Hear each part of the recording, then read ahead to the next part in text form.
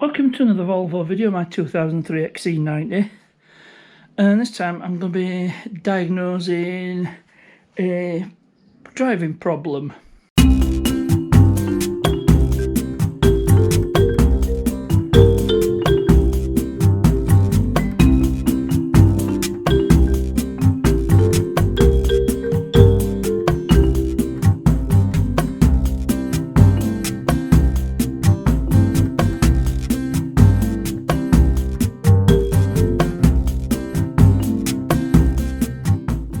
So something I've noticed, particularly on the long journeys, is when I'm driving, I do motorway cruising, I'll get an error message come up on this display, and it says engine service required, and that's not going to show up on here. Yeah, just driver's door opener. But I've noticed that I get a bit of a limp mode, then it comes back and it just repeats itself again and again. Now, and something I've already also noticed is I can actually reproduce a problem. It only happens when, like, I'm accelerating under load, you know, about 2,750 RPM, and it triggers the message. And I've also only recently noticed that, you know, there's black smoke coming out the exhaust when when I accelerate under load. So this is all connected, and black smoke on diesel usually means incomplete combustion of the fuel, which also gives you crap fuel economy. And there's also an error code. So what I'll do is I'll hook up the scan tool and I'll show you what error codes there are. So I've just done a scan. It's brought up 2 error codes. I'm not worried about the ABS, and that's something to do with the yaw sensor, but that's not what I'm bothered about. What I'm bothered about is this one, and it's ECM 6805. So I'm gonna, well, I'll clear it, but it'll come back. But what I'll do is next is we'll look up at that code, because it's to do with the turbocharger, something to do with boost pressure. So what I'll do is we'll look up that code. There's a handy website called DTCD code, and it lists all the error codes, what they mean, and the actual cause is what you should check. So that's quite handy to know. So we know there's a problem with turbocharge. It could be intercooler or something like that. But what I'll do is I'll show you something else that's interesting, and I've only just noticed it, to be honest, since I got back. And I noticed these oil stains that weren't there before, and they must have come from Volvo. So what I did was I had a good look, and at the bottom of this plate, engine oil. So I'm suspecting an intercooler hose has split somewhere. So that's going to be my first port of call. So, well, I'll do see if I can dig a bit deeper, see if I can turn. Let's have a look, see if I can find anything. See if there's anything obvious. Yeah, because I had this problem with the Mercedes, remember? Unfortunately, I can't see anything obvious. These look like intercooler hoses here and here. So unfortunately there's nothing obvious, but the oil's got to come somewhere, so there must be something split. Let's have a look, see if I can see if there's anything from below. I'm assuming these are, they're coolant. I'm not sure if they're coolant hoses or intercooler hoses. No, that's not coolant. Yeah, these big ones will be intercooler hoses. I mean, there could be a split somewhere, but a quick feel, it feels dry. clearly the problem needs investigating further. So I'll just have to wait until I can get a better look at it. But before I go any further, I've just gone into that module, scanned it again. The problem's come up. Now the beauty of this scan tool is it takes me on to Google search, and I don't want to sign in, and it's already brought me to a YouTube video. See, it boost pressure control flow fault. So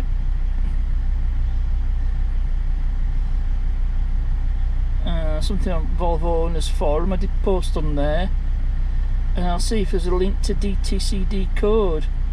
No, there isn't, but there seems to be plenty of links. There we are, dtcdcode.com. So what I'll do is I'll go straight to that. I'm going to do it on my desktop PC, so I'll look it on here, and we'll see what there is. Here we go. Turbocharger control valve pressure too high. So if the engine speed is above 3,500 RPM, and well, it's triggered it below that, and the engine operates at high load. If the boost pressure is higher than designated value, which is 220 kilopascals above normal boost pressure, this is interpreted as a fault. So it lists the causes: hoses between turbocharger and turbocharger control valve respectively, turbocharger control valve and pressure servo are loose or are blocked, stroke damaged. Faulty turbocharger control valve, so I think that's going to be something to go off. Faulty boost pressure control valve pressure servo, or a sticking boost pressure control valve. So already we've got a bit of direction. So not necessarily the intercooler hoses, but you know, it's a bit of a red flag seeing that bit of engine oil, which I was suspecting as a leak. But the intercooler hoses are, but without digging deeper I won't know. But I think I might be better off going after this turbocharger control valve. It could be gummed up, so a bit of a clean might fix it. And I think I'll watch some of those YouTube videos that were top at search results. So do a bit of research and see what we've come up with. So it's quite a few days later. Been doing a bit of reading up, and first place I'm going to start is from the inlet manifold. I'm going to take this pipe off, and then there's this bit which goes to the EGR and EGR cooler, and that can be blocked up. So flat bladed screwdriver, get this hose off and see what condition it's in. Really should have got a proper X head. I'll do that. I'm not going to struggle with screwdriver. I think it's usually 7mm, and I was right, it was 7mm.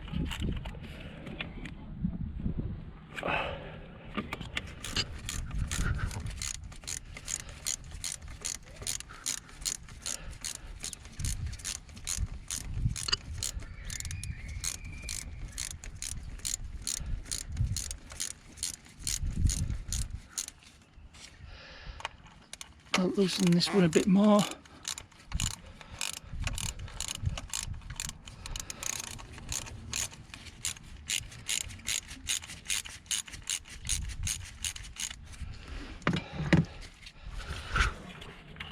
And that should do it.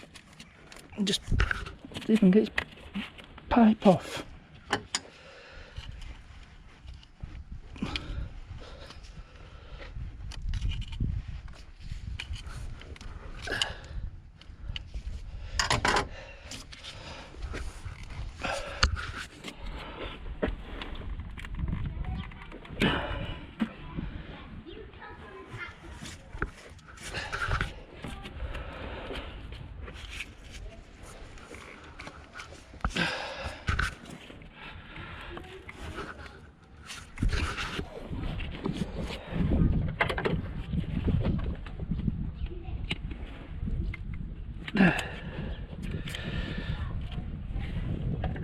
This is just a bit of a struggle.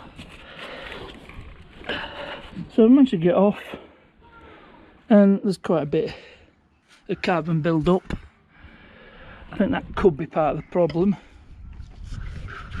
So next I'm going to take this one off. So I've loosened that clip that goes to one of the intercooler hoses, and next I'm going to remove this part. It's just 10 mil bolts. And you can see there's a bit of carbon build up in that, so we'll get that off and we can assess that a bit better. So I've managed to get the part in question liberated. Yep, it's quite a bit coked up, so I'll get that cleaned out. But let's have a look at the front of the EGR cooler there. Now that's not too bad.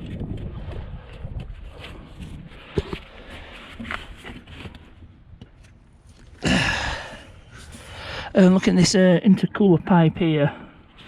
It doesn't look too bad. But there's also a control valve just here. There's a couple of Torx bolts, and there's a couple of vacuum lines. One goes to this T-piece that goes to this control valve, and I think the other one goes to the actuator on the turbocharger back there, and if you sort of apply a vacuum you should be able to see the actuator operate. I think it's actually. So I think first order of business is to get this little lot cleaned off. Now you could use brake cleaner, could use carburetor cleaner, but some of the videos I've seen they use oven cleaner.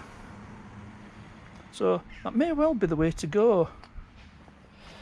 And what I might do is pull this intercooler hose off, see if there's any cracks or leaks or splits. Don't look like it, but can't really tell. So I think I might pull that hose off and see what it's like. So top tip: remove your headlight. Gives you a bit better access to the intercooler hose, not much. And I've got that on in first place. But it gives you a bit better access into coolers here, and it's sandwiched between the coolant radiator and the AC condenser. And it's easy to remove these headlights. You just lift this tab up, and it unplugs just here. So dead easy to remove the headlights on these. Oh yeah, pull the two bars that secure the headlight in place, pull them up, disconnect your plug. Now it comes really easy. So I've got to see how I'm going to be able to get to this intercooler hose. Yeah, I think I made the right call removing the turbocharger, but I might need to get a small 7mm, maybe a 7mm ratchet spanner in there. So I'll see if I can get that hose out. So I managed to get this intercooler hose off, and I don't see any evidence of any splits. Not that I can see anyway. That looks to be intact. So the investigation continues. See if I can get this next intercooler hose off, and I should be able to access it. I'm going to take this headlight out, so I'll do that, loosen the clamps, and then see what condition that's in. So that's the other intercooler hose off, and I can't see any evidence of splits or cracks. You usually get mist in a vial where it's been splitting, but no. So that's something I can 100% rule out, and I think that seems to be all right. I don't think there's any major blockage there.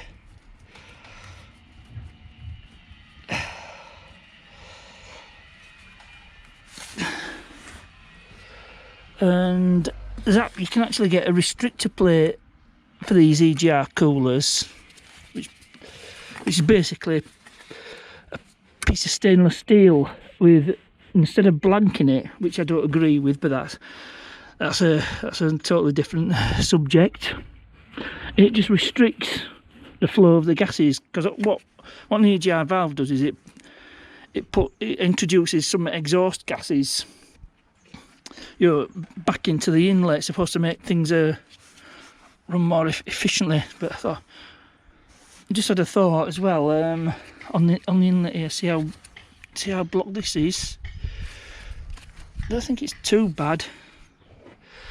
And I don't know whether the actuator for the swirl flaps is if this vehicle has them. But getting back to the present, I think best thing to do is give this a clean. Obviously it's not too bad, but it needs sorting out. I can probably break off look at that big bits of carbon I can break off.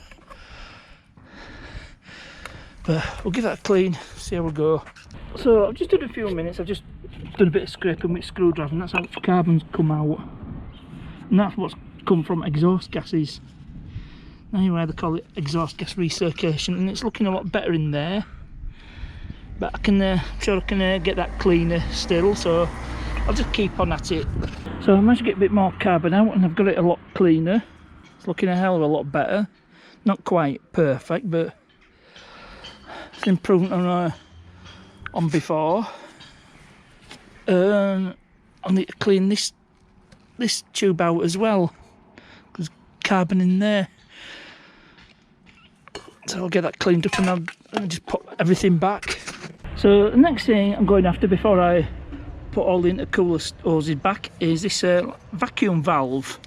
It's screwed onto the block by a couple of T30s. Yeah, well, you can see that, but if you just loosen the bottom one, because it's a bit hard to get to and you're a bit close to the starter motor, so you've got to be careful. Just disconnect. There's one connector there, and then there's two vacuum hoses. It tees off up to somewhere up to here, and the one goes there. But the other one, I believe it goes to the turbo actuator.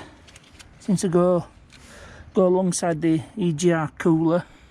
Must come out somewhere back to our turbocharger. So what I'll do is I'll pull these hoses off. I know which way. So the one with the T goes to the left as it's in the fitted position. The other one goes, the one on the right says a vac out, that goes to your turbocharger. So I'll just pull those hoses off, and I might give this a bit of a clean as well. See if the valve might be sticking. That might be why it's not. That's why it's causing too much turbo pressure build up. Okay, I've set a light up. I don't know how well you're going to see this, but you should be able to see the actuator. So I've got my vacuum pump, and I start pumping it. You can see. Can you see the actuator's moving? And then when I release the pressure, there we go. It releases. So, and do it again, and release the vacuum. So we know the actuator is working, so that's one more thing eliminated. Next thing I'm going to do is check that valve. So next I'm after this turbo solenoid valve. I'll give that a bit of a clean with brake clean, see if that helps. Might be why it's we're having problems with boost pressure. But once that turbo solenoid valve is working, I can get that cleaned up, put back together, and we might have a solution to our problem. So given the turbo boost solenoid a clean, and that's definitely made a difference. And now what you do is you spray brake cleaner in here, and it's coming out here, so there's no restriction there, so we should be all good. Well, in terms of the turbo solenoid, so it's just a matter of putting it all back together. So that's everything all buttoned up. I've made sure all these intercooler hoses are secured, so I'm going to tidy everything up, get the codes cleared, and then take it for a test drive. So I just started a test drive, and the error message in question has come back. So obviously what I've done wasn't the problem, so I'm going to need to dig a bit deeper in this one. I don't know if I'm going to finish the video here or not. I don't know how long this video's taken, but if I'm going to end the video, I'm sure you'll soon know about it. I'm back home from the test drive and I'm going to end the video here, so I'll have to start thinking about what other things it could be. You know, obviously I've eliminated quite a few things, so obviously what's left is the answer. So I hope you enjoyed this video. As ever, thanks for watching, and I'll see you there.